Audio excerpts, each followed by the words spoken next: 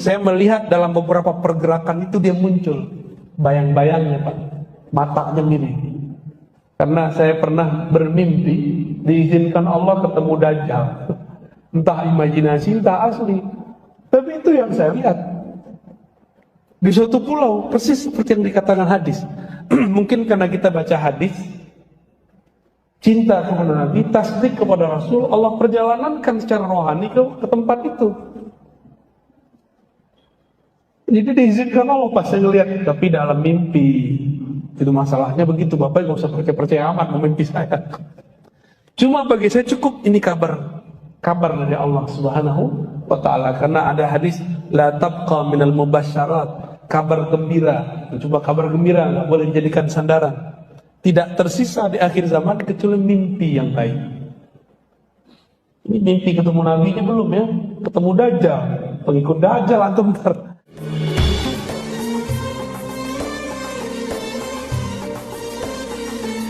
Suatu majelis, kata Sayyidina Huzaifah, riwayat Imam Abu Daud, hadisnya sahih. Di Kitabul Fitan, bab tentang fitnah akhir zaman. Ini Imam Abu Daud ini imam ketiga dalam sanad hadis. Bukhari, Muslim, Abu Daud. Beliau ini meriwayatkan bahwa Sayyidina Huzaifah yang bergelar sir Rasulullah, menjaga sirnya Nabi sallallahu alaihi wasallam. Beliau ini bercerita, qama fina Rasulullah sallallahu alaihi wasallam. Satu kali Nabi berdiri di hadapan kami, bersama kami. Kalau di riwayat Abdullah bin Umar duduk bersama kami. Berarti ada dua versi, dua waktu yang berlainan. Lalu apa yang Nabi lakukan?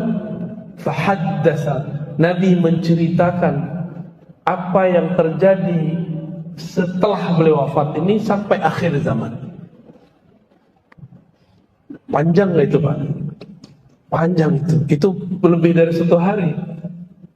Di riwayat Imam Bukhari kita menemukan bahwa Nabi SAW berdiri ba'da subuh, berhentinya zuhur, ba'da zuhur lanjut lagi sampai asar, ba'da asar lanjut lagi sampai maghrib, ba'da maghrib lanjut isya, terus sampai besok.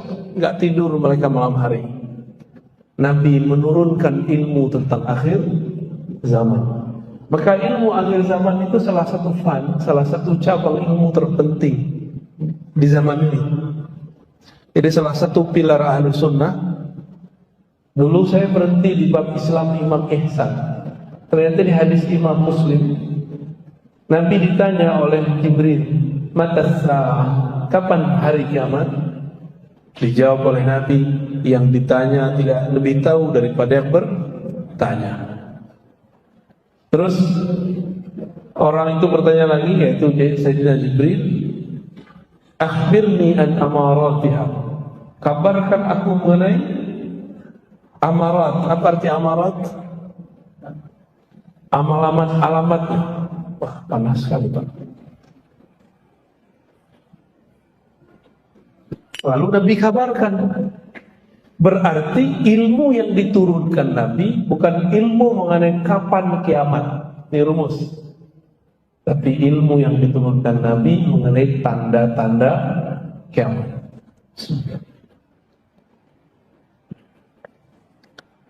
Ya, lupa. Kita baca Al-Fatihah dulu ya. Supaya Allah membuka hati kalbu kita, mari kita baca surah Al-Fatihah.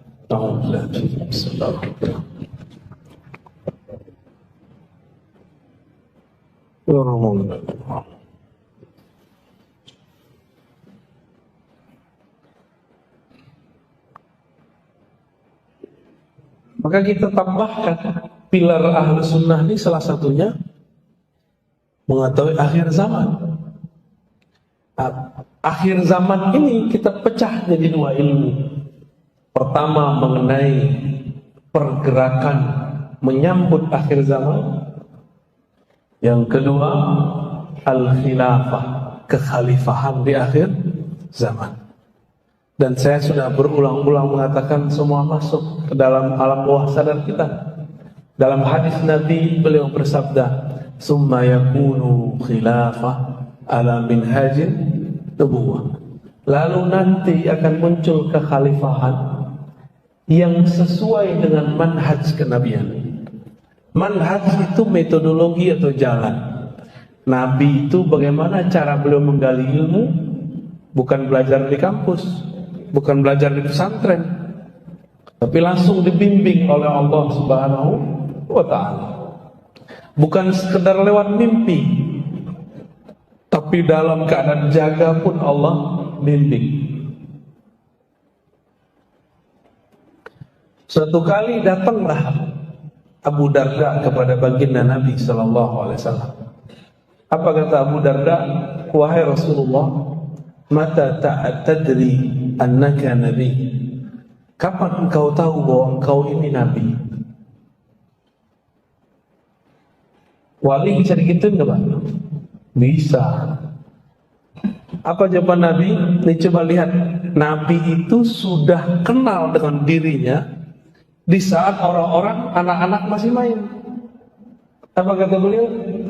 Aku tahu bahwa aku seorang Nabi, sadar penuh di saat kami sedang bermain-main, kira-kira umur 5 tahun, 6 tahun, atau 7 tahun. Tidak disebutkan dalam hadis itu. Tiba-tiba turun, ada makhluk bersayap 2 orang dari langit. Yang satu bertanya kepada yang kedua, "Hei, emang itu orangnya?" Huwa-huwa kalau bahasa Arabnya. Huwa-huwa. Kata yang satu lagi, "Na'am, huwa." Dia orangnya. Ya udah, langsung yang pertama terbang menangkap Nabi, lalu Nabi kemudian dia pangku, dibelah dari sini sampai ke dadanya. Waktu itu Nabi sedang bermain dengan seorang anak. Anak itu adalah putra daripada ibu susunya, Halimah Sa'diyah. Itu beliau masih ingat tuh. Apa kata anaknya ini, anak Halimah? Dia lari ke rumah. Ibunda, ayahanda, ya abati, ya abati. Qutila Muhammadun, ya. Muhammad terbunuh. Orang membunuh Muhammad. Kenapa? Dia menyaksikan dada Nabi Muhammad dibelah.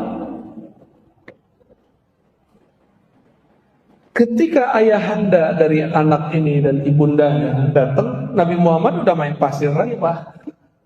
Udah main-main lagi. Anak kecil gimana? Anak kecil biasa kan, anak kecil main pasir, main guling-guling. Suka-suka Nabi lah. Di saat itu anak-anak masih anak-anak, bahkan orang tua pun tidak sadar mereka ini siapa. Baginda Nabi Muhammad SAW sudah sadar bahwa dia seorang Nabi Sallallahu Alaihi Wasallam. Jadi beliau diangkat jadi Nabi bukan umur 25, tapi sudah sebelum lahir sudah diangkat, Pak. Ya. Ini bagian ilmu akhir zaman. Nabi mengatakan di akhir zaman nanti yang akan jadi khalifah itu siapa? Orang yang ismuhu yuwati usmi, yang namanya berkesesuaian dengan namaku. Nama adalah bahasa Arab, ismun beda dengan nama dalam bahasa Indonesia. Nama dalam bahasa Indonesia udah nama aja. Ustadz Al-Nof, wah gitu aja kan.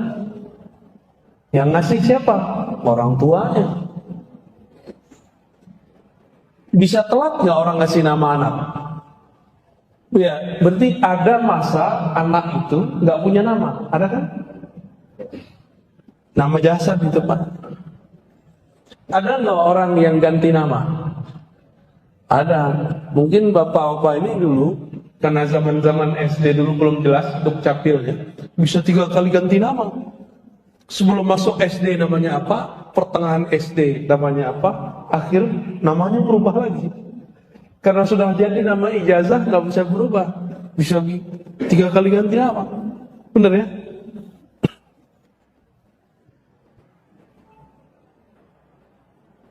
Yang dimaksud nama di situ dijelaskan oleh Imam Al-Bajuri. Imam Al-Bajuri ini bukan Bajai Bajuri, Pak. Bajuri ini ulama Mesir, Syekh Ibrahim Al-Bajuri Al-Misri, ya. Kita punya sanad ke beliau terpendek, itu dari jalur murid-murid Sayyid Muhammad Alawi Al-Maliki dan Syekh Yasin Al-Fadani. Punya murid umurnya ratusan tahun, namanya Al-Aquri. Al-Aquri langsung belajar kepada Ibrahim Al-Bajuri. Apa kata Imam Al-Bajuri? Ism itu maknanya tanda, al-alam awil wasam wal-sumu al-ulum, tanda-tanda dan ketinggian ilmu ataupun derajat. Berarti tanda yang terjadi pada baginda Nabi akan terjadi pada Imam Al-Mahdi. Ketinggian ilmu yang ada pada Nabi akan diberikan kepada Al-Imam Al-Mahdi. Nabi itu dapat wahyu lebih sering sadar atau lagi tidur? Sadar. Maka Al-Mahdi dapat ilhamnya seringnya lagi sadar. Tapi sekarang ada yang digadang-gadang jadi Imam Mahdi pakai mimpi. Masa kita mau menggantungkan hidup kita pakai mimpi orang, Pak? Kita nggak kenal juga dia siapa. Udah keturunan Rasulullah? Belum tentu. Di hadis Abu Daud dikatakan bahwa ada keturunan Rasulullah nanti yang ngakunya salah. Dia bukan Mahdi, dia ngaku Mahdi. Hadir ada Abu Daud. Pakai ngaku-ngaku di YouTube lagi ya. Masa Imam Mahdi ngaku di YouTube? Dan itu bukan satu dua, Pak. Banyak. Ini persoalan akhir zaman. Ini persoalan yang ditulis di Quran. Ilmu sa'ah itu di sisi Allah. Maka jangan main-main. Jangan gantungkan nasib kita akhir zaman lewat mimpi seseorang yang kita nggak kenal, yang kita nggak tahu dia siapa. Ilmu apa yang ada pada diri Nabi? Nabi itu menjadi Nabi karena apa? Karena dia seorang insinyur? Enggak kan? Dia hafal kitab? Enggak. Ilmu apa yang ada di qalbu Nabi? Banyak ilmu di qalbu Nabi. Pertama, ilmu awalin, ilmu masa lalu. Jadi Nabi bisa cerita tentang masa lalu. Yang kedua, ilmu akhirin, ilmu masa depan. Ini Allah yang ajarkan semua. Bukan berarti Nabi tahu alam gaib. Nabi dikasih tahu. Ilmu apa lagi? Banyak. Ini baru beberapa. Kemarin ada yang nanya di kapan ya? Toha Yasin itu nama Rasul bukan? Iya. Toha Yasin. Tapi Toha Yasin itu Pak, itu ada di sir qalbunya Rasulullah Sallallahu Alaihi Wasallam. Berarti Quran itu sirnya Rasulullah Sallallahu Alaihi Wasallam. Maka kepada orang-orang yang menghikmahkan dirinya menghafalkan Quran, jangan berhenti pada hafalan, lanjutkan pada pemahaman. Ya. Nah, ini tentang Imam Al-Mahdi. Dan ada yang penting di situ. Kata Al-Mahdi artinya diberi petunjuk. Benar. Yang diguiden oleh Allah Subhanahu wa Ta'ala. Nabi tadi umur berapa? Dibedah 5, 6 atau 7 ya, wallahu a'lam mana yang tepat. Sama, pasti dulu Al-Mahdi itu waktu dia masih kecil, dia dibedah juga dalam keadaan jaga, bukan lagi tidur. Kalau Mahdi palsu lagi tidur. Itu Mahdi mimpi namanya. Nabi SAW Allah balut nggak dengan sisi-sisi manusiawi? Nabi itu dagang, benar? Dagang ya? Sebelum dagang, gembala apa? Kurma kon gembala. Nanam kurma nanti pas di Madinah. Gembala kambing, domba. Itu kita sebut memerankan sisi manusiawi. Jadi kalau Yahudi lewat, masa Nabi akhir zaman gembala kambing, gak mungkin gitu, dia tinggalin tuh. Satu kali setelah beliau agak remaja, dibawalah oleh Abu Thalib. Kemana dibawa? Ke negeri Syam berdagang. Tapi di perjalanan ke Syam ada seorang pendeta rahib yang masih meyakini Allah itu Esa, Nabi Isa itu Nabiullah, Ruhullah, bukan anak Allah. Namanya Bukhairah. Bukhairah ini hafal kitab suci Taurat dan Injil, dan dia yang khusus dihafalkan ciri-ciri Nabi akhir zaman. Ciri-ciri Nabi akhir zaman. Salah satu yang dia hafal, bahwa seorang Nabi akhir zaman kemanapun dia ada awan di atasnya sehingga dia tidak berbayang. Jadi Nabi itu gak ada bayang-bayangnya kalau di bawah sinar matahari. Kenapa? Ada awan di atas. Ini bukan awan kinton ya. Malam tadi kita bahas awan kinton. Karena banyak anak muda pada paham Son Goku. Ya, kartunnya anak-anak Pak, apa udah nggak nonton ya? Udah nggak tahu. Itu kartun. Jadi dipersonifikasikan kalau di kartun itu ada sosok bisa menaklukkan awan. Cuma dia hanya menaklukkan satu awan. Kalau Nabi Muhammad SAW bisa semua awan dia taklukkan dengan izin Allah Subhanahu wa ta'ala. Bukhairah melihat bertahun-tahun, adakah di antara kafilah yang lalu lewat, lalu lalang, yang ada awan di atasnya mengikuti. Sepanjang umurnya melihat tidak ada satupun kecuali kafilah Abu Thalib kali ini. Maka dia panggillah utusannya, muridnya, santrinya, panggil itu orang, siapa pemimpinnya, kita jamu makan. Dan jangan lewatkan satu orang pun. Akhirnya semua jadi jamu. Beliau keluar, dilihat awan tidak ada di atas tempat makan. Maka dipanggil Abu Thalib, Abu Thalib, adakah orang yang belum engkau ajak makan? Jawaban Abu Thalib, oh perasaan tidak ada. Bertanya lagi Bukhairah, pasti ada. Oh bingung Abu Thalib, ini orang aneh ya. Akhirnya Abu Thalib bilang, ada, tapi anak kecil, anak bawah. Anak bawah. Anak saya Muhammad. Abu Thalib menganggap Nabi Muhammad sebagai anaknya karena ponakannya yang ayahnya sudah meninggal, yaitu adiknya Abu Thalib sendiri. Lalu dipanggillah Nabi Muhammad, dilihat waktu bergerak di atasnya ada awan. Langsung disidang itu Abu Thalib. Abu Thalib kamu sini. Disuruh semua orang keluar. Ya Abu Thalib, inna hadzal ghulam nabiyyun. Ini bocah, anak ini bukan orang biasa, anak ini nabi. Berarti Bukhairah sudah tahu bahwa sosok Muhammad bin Abdullah sudah jadi nabi waktu masih kecil. Benar ya? Kejadian kan kisah itu sama. Yang tahu siapa? Bukhairah. Bukhairah itu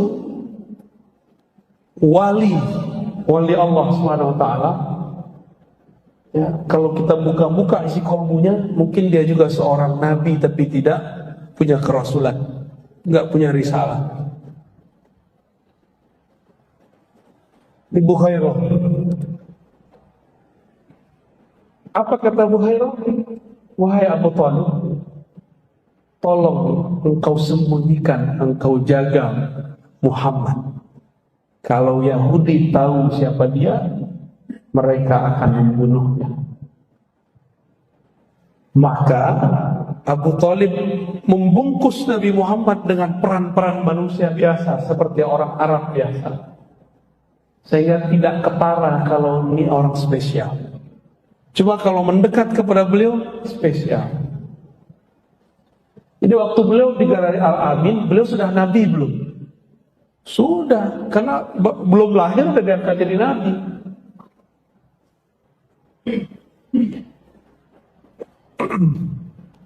Maka Al-Imam Al-Mahdi di zaman kita, Pak, bukan zaman nanti.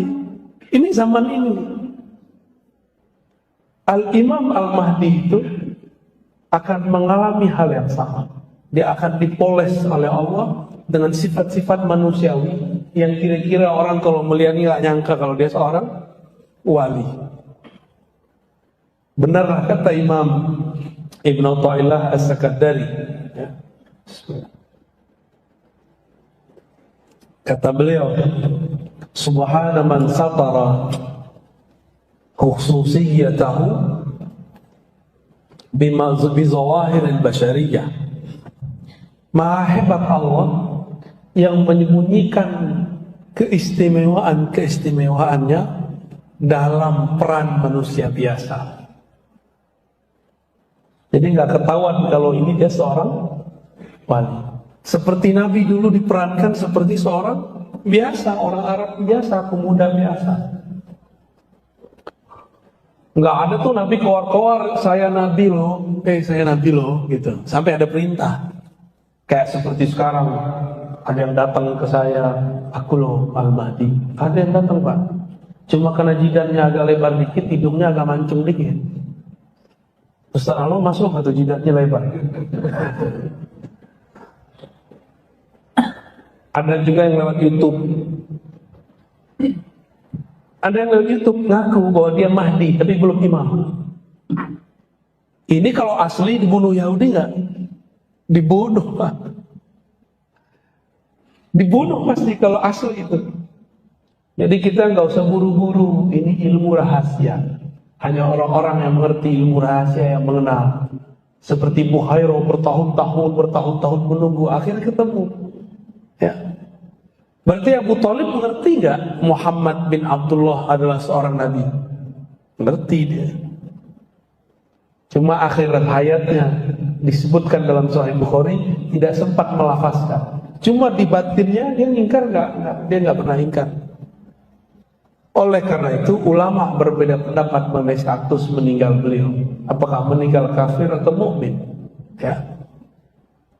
Nah itu bagaimana cara memahami ilmu akhir zaman. Jadi babnya ma'rifatul ism, bab mengetahui nama, yaitu tanda-tanda. Maka pelajarilah tentang sirah kenabian, kejadian yang akan terjadi pada Al-Mahdi nggak jauh beda. Bedanya nanti formulasinya. Bapak Ibu Saudara sahabat ikhwan akhwat fillah, seperti yang saya sebutkan di tempat yang lain kemarin yang sudah mengikuti. Akhir zaman ini semua ilmu dikumpulkan Allah. Bahkan dalam handphone yang kecil yang kita sebut smartphone, itu semua ilmu ada nggak di situ? Ilmu hadis ada nggak? Ilmu tafsir? Ilmu apa lagi? Tasawuf ada apa di situ? Karena semua ilmu sudah ada di benda kecil itu. Bahkan lebih ajaib daripada Nabi Sulaiman. Lapar tinggal datang duit datang. Ya. Nggak perlu manggil angin. Pencet datang taksi. Sakti itu. Itu Nabi Sulaiman kalau datang Pak, tongkatnya nganggur itu. Cincinnya nganggur, taruhannya tuh. Main handphone aja kita. Mau makan, mau apa. Ini saya serius loh. Nabi-nabi dulu kalau hidup sekarang pasti beli smartphone. Serius. Karena Nabi itu manusia biasa. Apa kata Allah? Qul, katakan, ana basyarun mislukum. Aku basyar seperti kalian. Bedanya cuma satu. Yuha ilayya. Diwahyukan kepadaku bahwasannya tiada ilah, tiada yang disembah, tiada Tuhan kecuali Allah Subhanahu wa ta'ala. Itu aja bedanya. Berarti Al-Mahdi sama enggak? Dia manusia kayak kita. Bedanya kolbunya selalu dapat ilham. Maka dia berjuang dengan ilham, bergerak dengan ilham, bukan pakai tebak-tebakan, bukan pakai cocok-cocok logi, bukan pakai ambisi, bukan pakai nafsu. Maka pencirian gerakan akhir zaman yang sesuai dengan sunnah Nabi, sesuai dengan ajaran Al-Imam Al-Mahdi, itu yang bergeraknya Al-Mahdi, orang yang hatinya diberi petunjuk oleh Allah Subhanahu wa ta'ala. Dan petunjuk ini dia terima setiap saat di kalbunya. Mimpinya adalah pengkhabaran, jaganya adalah pemakrifatan. Jadi mereka ini yang seperti dikatakan Nabi pernah berkalam, Pak. Tanamu qalbi, tanamu ainayya wa la yanamu qalbi. Mataku tidur, hatiku tidak tidur. Hadis Bukhari dan Muslim. Matanya tidur, kolbunya tidak tidur. Maksudnya gimana? Kalau Nabi tertidur, maka beliau masuk ke alam kolbu, masuk ke alam yang lain, diperjalankan oleh Allah Subhanahu wa ta'ala. Jadi Nabi itu kadang lagi sadar, lagi sholat, kadang lagi tidur. Itu diperjalankan ke masa depan, diperjalankan ke masa lalu. Maka Nabi tahu semua kejadian awal ataupun akhir dengan izin Allah Subhanahu wa ta'ala. Al-Mahdi serupa. Maka Al-Mahdi itu sekarang, Pak, kalau beliau sudah ada, kalau Pak ya, pasti sudah dikabarkan Allah lewat mimpinya, lewat tidurnya, lewat jaganya. Ilham-ilham yang dia terima, apa yang akan terjadi 3 tahun ke depan, 7 tahun ke depan, 10 tahun ke depan, 13 tahun ke depan, udah dikabari. Corona ini pasti dia sudah dikabari. Cuma jangan ketipu, di sini ada Mahdi terinya. Dia juga ngaku-ngaku dikasih tahu. Padahal baru ketahuinya baru sebulan sebelum, setahun sebelum. Kalau Al-Mahdi dari kecilnya udah dikasih tahu. Waktu dibedah dadanya oleh malaikat, itu dia sudah kasih tahu langsung semua kejadian itu. Makanya Nabi Muhammad waktu diusir dari Taif, beliau balasnya. Karena beliau sudah diperlihatkan itu dulu di masa kecilnya. Waktu beliau SAW pergi ke Mekah, ditahan di Hudaybiyah, cuma 10 atau 15 kilo lagi masuk Mekah, ditahan. Beliau berontak kan? Enggak, karena beliau sudah diperlihatkan oleh Allah Subhanahu wa ta'ala. Maka gerakan Al-Mahdi itu bukan gelosok-gelosok, bukan gerakan emosional. Gerakannya penuh ketenangan, santai, tapi ada kemantapan dalam keyakinan, kuat dalam mental. Bangun mental kuat aja susah orang hari ini. Ya, tanyanya para ustadz itu takutnya bukan sama istri, Pak, sama jamaah. Cuma kalau ketemu canda-candanya takut sama istri, mau jadi wali, takut sama istri, itu candanya ustadz tuh. Tapi takutnya para dai itu sama jamaahnya. Takut apa? Takut ditinggal jamaah. Itu mental ustadz tuh harus dibanting gitu. Yang harus takut jamaah sama ustadz atau ustadz sama jamaah? Jamaah yang takut ditinggal ustadznya, jangan ustadz takut ditinggal jamaahnya. Salat suruhnya ntar aja Pak ya. Ngaji lebih afdol atau salat suruh? Serius? Wah, antum lolos. Ngaji satu bab sama dengan salat 100 rakaat atau 1000 rakaat. Cuma orang nggak ngerti, dia kejar tuh yang 2 rakaat. Ya. Antum nggak sholat suruh pun di sini nggak apa-apa, Pak. Udah sama kayak 100 rakaat, udah sama kayak 1000 rakaat. Maka jangan heran nih para ustadz kadang-kadang kalau udah selesai suruh dia langsung pergi, karena keberkahan 1100 rakaat udah di tangannya. Kok bisa? Sholat 2 rakaat pasti ikhlas nggak? Bisa riya? Bisa riya. Tapi antum kalau ngaji pasti sahih qalbunya. Dari tadi sadar nggak kakinya kesemutan? Nggak kesemutan, hebat nggak tuh? Coba wiridan zikir, kita kasih wirid 500 aja. Baru 1 putar tasbih, lama amat. Emang nggak ada zikir lebih gampang? Enggak.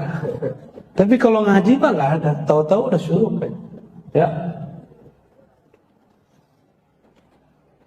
Karena kajiannya pendek sekali, kita pindah topik langsung ke Dajjal. Ya.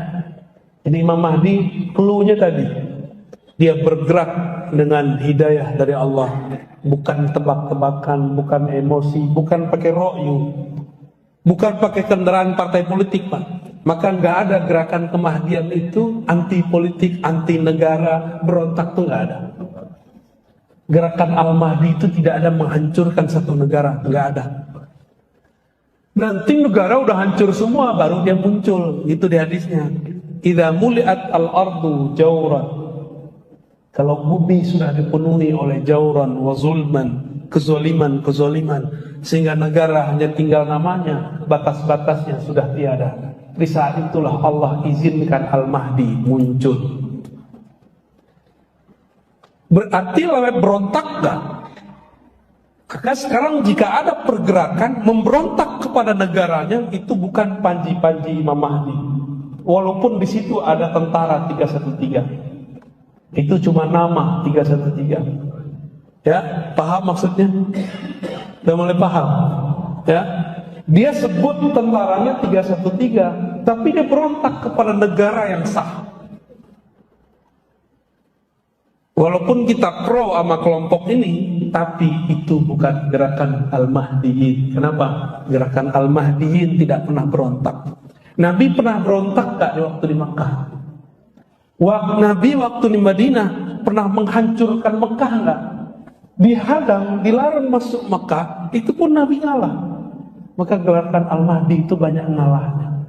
Sampai datang saatnya terjadilah Futuh Makkah. Dibuka Makkah tanpa perang.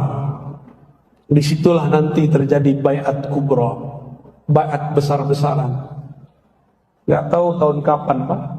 Tapi Imam Mahdian sudah dikasih tanggal, sudah dikasih tahun sama dia.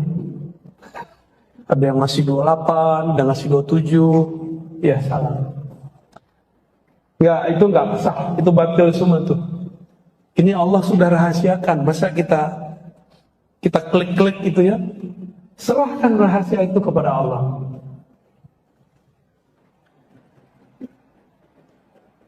Saya pernah nanya dari awal datang ke sini sampai hari ini, adakah bencana global yang lebih besar sepanjang sejarah dunia melewati corona? Efeknya Pak, efeknya goyang negara, goyang ekonomi, benar ya? Banyak goyang Mas, goyang masjid, gak hanya masjid, gereja aja tutup. Jadi bukan hanya kita yang gerakan mereka itu gerakan anti agama Pak, semua agama dia musuhi. Jadi gerakan-gerakan yang kita sebut Juyushud Dajjal, tentara-tentara Dajjal itu artinya apa? Apa arti Dajjal? Raja dusta. Raja dusta artinya. Akhirnya kita nggak bisa ngapa-ngapain lagi, terpaksa ngikutin sistem mereka. Udah ikutin aja Pak, ikutin aja tanggal mainnya. Nabi Muhammad kan sering ngalah, makanya saya ngalah. Suruh vaksin, udah vaksin. Ya, habis itu bekam kita Pak. Ya, Nabi Muhammad itu didatangi Jibril, bilang gitu, ya Muhammad, sampaikan kepada umatmu ada pengobatan langit namanya bekam. Walaupun yang bekam orang bumi, tapi itu pengobatan langit. Maksudnya apa kalau langit? Biasanya penyakit itu diobat, ini sekarang penyakitnya dibuang. Canggih gitu. Kalau nggak biasa donor darah, bekam aja Pak, berkah banget. Cobain rasakan. Imam Ahmad tuh kepalanya berat, apalagi orang Pekanbaru ini suka makan gazebo, nggak jelas. Apalagi, udah santan tuh paling bahaya. Wajah-wajah suka makan santan. apa tuh dendeng balado. Dendeng nggak ada masalah, tapi minyak baladonya masalah. Itu harus dibuang, Pak, nggak bisa pakai obat, dibuang. Makanya darahnya Nah, Nabi Muhammad SAW dikabarkan di langit. Ini pengobatan akhir zaman. Jadi kalau versi saya, bekam itu wajib. Bukan secara syar'i, secara kesehatan, sihhi, ilmu kesehatan lah di akhir zaman. Kalau bekam, Pak, harus sekali coba dong. 40 hari sekali kira-kira ya. Tapi kalau udah numpuk 40 tahun, 60 tahun, itu bisa sekali seminggu itu, Pak, sampai bersih. Baik. Jadi Al-Imam Al-Mahdi pergerakannya sabar, banyak sabarnya, Pak. Sabar. Innallaha ma'as-sabirin. Allah bersama orang sabar. Berarti kalau dibalik, Allah tidak merestui, tidak membersamai orang yang tidak sabar. Walaupun dia bawa takbir, walaupun dia pakai pakaian-pakaian Islami, kata dia, tapi tidak sabar, Allah tidak bersama mereka. Ya. Lalu bagaimana dengan Dajjal ini? Dajjal itu nama kecilnya sama dengan Nabi Musa. Nisbatnya Samiri. Dia anak daripada hasil ritual setan ayah dan ibunya. Dan itu tertulis dalam kitab. Riwayatnya sahih. Ayahnya Samiri ini, mohon maaf, dan ibunya udah sekian datang ke dokter, ke dukun, gak punya anak. Datanglah ke dukun yang paling sakti, yang bisa mengakses Azazil iblis. Ternyata itu dukun iblis yang nyamar. Sampai sekarang iblis bisa nyamar, Pak. Bisa nyamar jadi orang, bisa meminjam lidah orang. Apa kata si dukun? Kalau engkau pengen punya anak, maka lakukanlah, mohon maaf, hubungan suami istri di kuil berhala. Jadi ada dulu kuil, di situ berhala semua, tapi sudah nggak ada orang yang berkunjung. Maka datanglah dia suami istri ke sana. Karena malu setiap hari ditanya, kapan kau punya anak? Mandul. Perempuan digituin, stres gak? Ditanyain kapan kau punya anak, juga stres. Apalagi dibilangin mandul. Ayolah bang, carilah dukun bang. Dapatlah dukun setan. Akhirnya mereka melakukan ritual, tapi dikasih amalan-amalan iblisiah. Dilakukanlah hubungan suami istri di situ. Karena pakai ritual iblis, ternyata iblis meminjam tubuhnya untuk menghamili istrinya. Maka hamillah istrinya. Secara nutfah sperma suaminya, tapi secara spirit Azazil. Itulah anak iblis paling sakti di dunia, bernama Musa bin Samun atau Dajjal bin Azazil. Jadi kalau ada orang bertanya, adakah iblis punya anak separuh manusia? Ada. Itu namanya Dajjal. Itulah biodata Dajjal, Pak. Ya.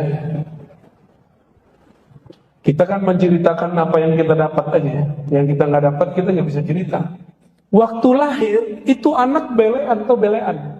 Apa seorang awak tuh ya, bukan di sini nih tuh, Cimato, buhu apa soleh,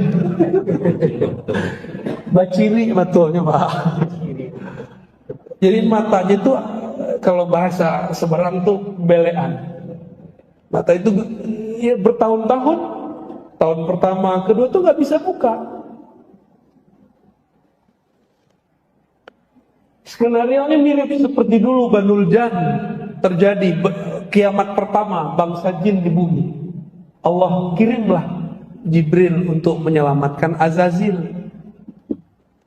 Kejadiannya mirip, cuma bedanya ini bukan kiamat. Di negeri Samara, tempat Samiri lahir, terjadi banjir besar.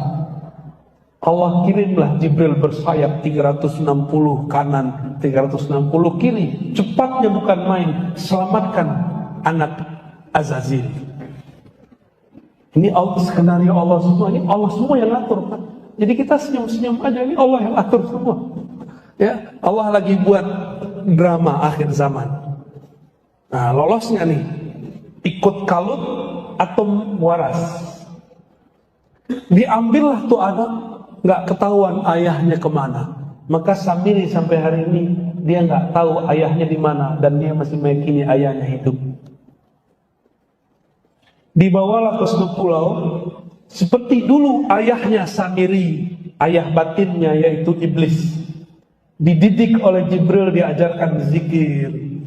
Bedanya kalau dulu Azazil diizinkan zikir di langit 1, 2, 3, 4, 5. Tapi pintu langit kan sudah ditutup, kecuali untuk Nabi Muhammad SAW.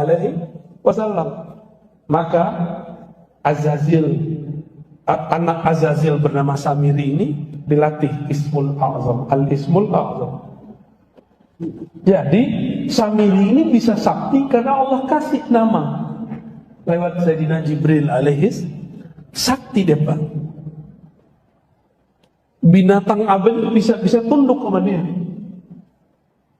Sihirnya mirip-mirip dengan aslinya.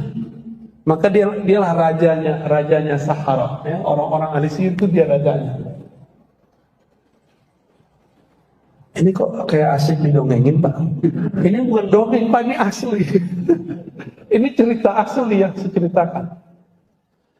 Setelah bertahun-tahun, kira-kira umur 7, 8, 9, 10, kita tidak bisa memastikan di riwayat itu, barulah si Samiri matanya kebuka bagian kiri.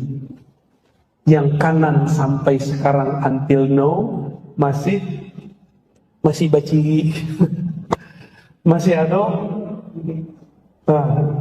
bisa boleh, masih belean, Pak, sampai sekarang.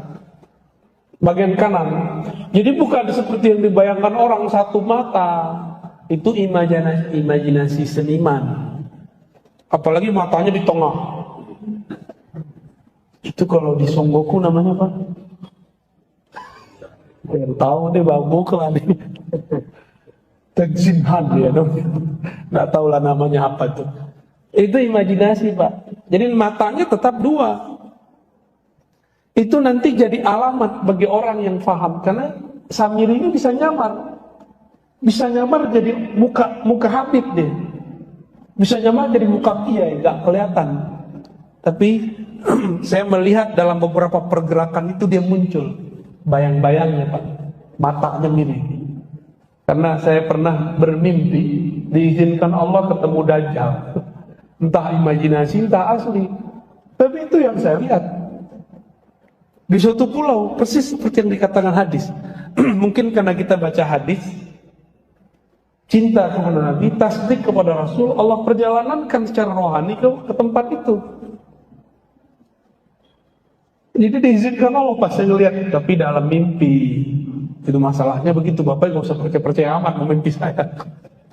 Cuma bagi saya cukup ini kabar dari Allah Subhanahu wa Ta'ala. Karena ada hadis la tabqa minal mubasyarat, kabar gembira. Coba kabar gembira nggak boleh dijadikan sandaran. Tidak tersisa di akhir zaman kecuali mimpi yang baik. Ini mimpi ketemu Nabi-nya belum ya? Ketemu Dajjal, pengikut Dajjal antum ntar. Mimpi ketemu Nabi dulu, banyak-banyakin dulu sholawatnya ya. Setelah 9 atau 10 tahun matanya baru kebuka, baru dia bisa jalan. Tadinya dia juga susah jalan, Pak.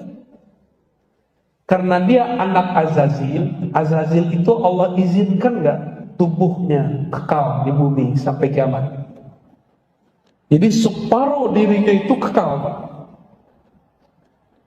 Maka Samiri ini matinya ntar ya di akhir zaman ini harus ada yang bunuh dia.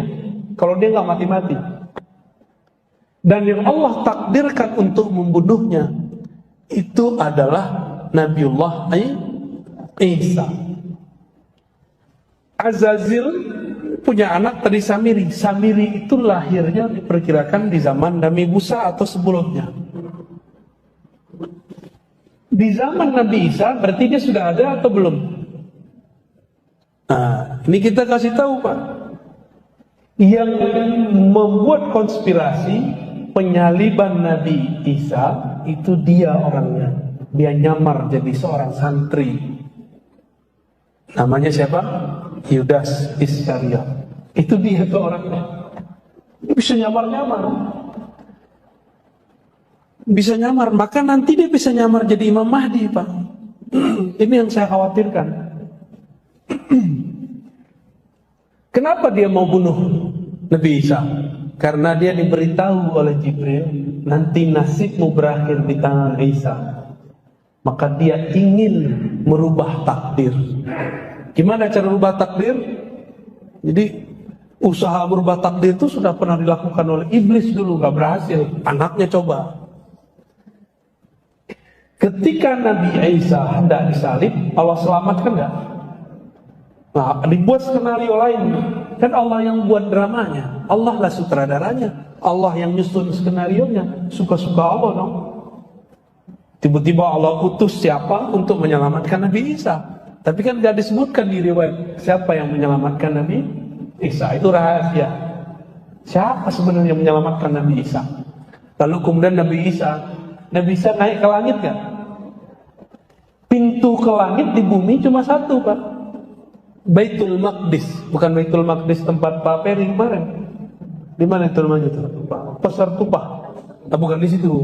Itu gak bisa naik langit di situ.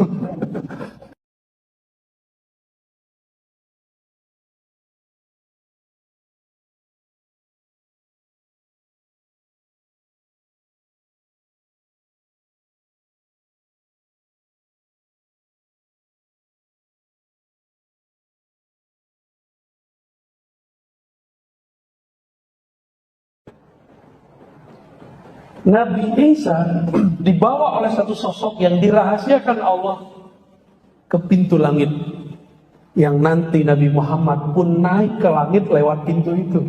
Itu yang disebut Qubbatus Sakhra.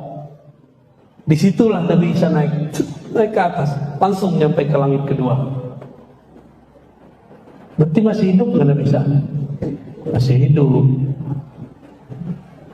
Nabi Isa ini mempertontonkan waktu hidupnya sifat-sifat ilahiyah. Apa contohnya? Ada orang mati dihidupkan. Ambil tanah, tiup. Seperti Allah meniupkan tanah dulu menjadi Nabi Adam. Nabi Isa ambil tanah, tiup jadi burung. Kalau ada orang begitu hari ini, disembah nggak? Disembah pasti. Jadi wajar kenapa kemudian beberapa orang yang tidak mengerti bab tauhid di zaman itu menyembah Nabi Isa. Mereka lupa Nabi Isa sendiri nggak menyembah dirinya, tapi menyembah Allah Subhanahu wa Ta'ala. Nah, bagian akhir, karena sudah 6:30 ya, asik Pak ya didongengin ya. Kalau udah tua-tua disuka diceritain kan ya.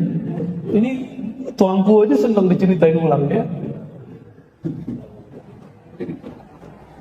Karena Nabi Isa dulu tidak menunjukkan syariat yang sempurna. Syariatnya belum selesai, umur 33 sudah diangkat. Maka nanti disempurnakan, turun lagi di masa akhir zaman, disempurnakan dengan syariat paling sempurna, syariat baginda Nabi Muhammad sallallahu alaihi wasallam. Ya. Nanti dapat tugas. Apa tugasnya? Al-Mahdi beri pedang. Ini pedang. Sembelihlah itu sih. Nah, Dajjal itu nggak bisa dibunuh Pak, ditusuk, mau dibom nggak mati-mati. Berarti ada suatu rahasia di pedang itu dan ada kejadian yang melemahkan si Dajjal. Kita nggak tahu rahasianya apa. Jadi udah banyak tuh. Itu perang nanti nggak ada yang pakai pistol Pak, nggak ada yang pakai tank, semuanya pakai kesaktian. Yang nggak sakti baru pakai panah, yang nggak bisa terbang baru pakai kuda. Jadi nanti antum kalau umur panjang jangan kaget-kaget, nanti orang terbang. Mau dia tentara Mahdi dia terbang, tentara Dajjal pun ada yang bisa terbang. Yang nggak mengerti ilmu kewalian wali Allah atau wali setan sama-sama tuh, sama-sama sakti. Wali Allah sakti, wali setan sakti. Ya udah main panah-panahan aja. Tapi kalau dia mengerti ilmu walayah, maka sebelum dia memanah, panahnya sudah sampai. Sebelum dia memukul, pukulannya sudah telat. Masa itu masih panjang. Karena ceritanya masih ada 12 pertemuan lagi. Kita cukupkan dulu dah sampai di sini.